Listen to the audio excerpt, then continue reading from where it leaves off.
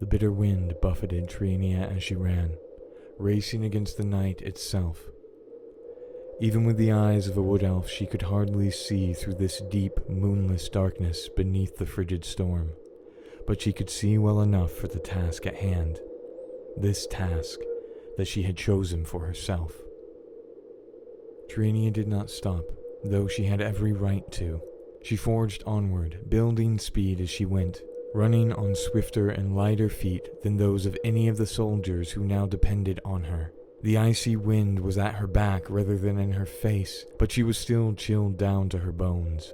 The uniform she wore was neither heavy nor warm enough to hold back the chill, and it did nothing to repel the soaking wetness cast against her by the stinging blizzard.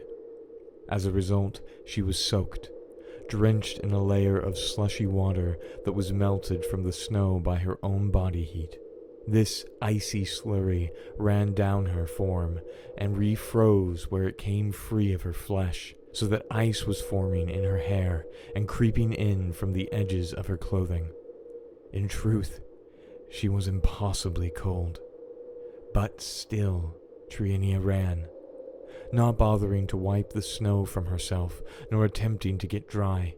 It was only a matter of time before she froze to death, or died of exhaustion, or fell victim to some unseen obstacle in the whirling, dark, whitewashed wilderness.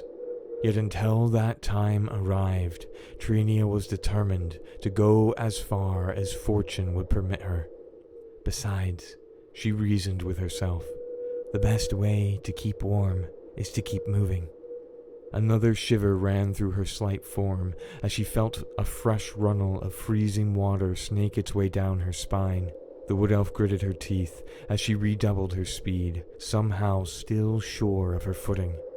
The night would be long, but as poor as her odds might be, she had known that hers were better than that of all the rest, so she had volunteered for this brutal task, and she would not turn away from it now.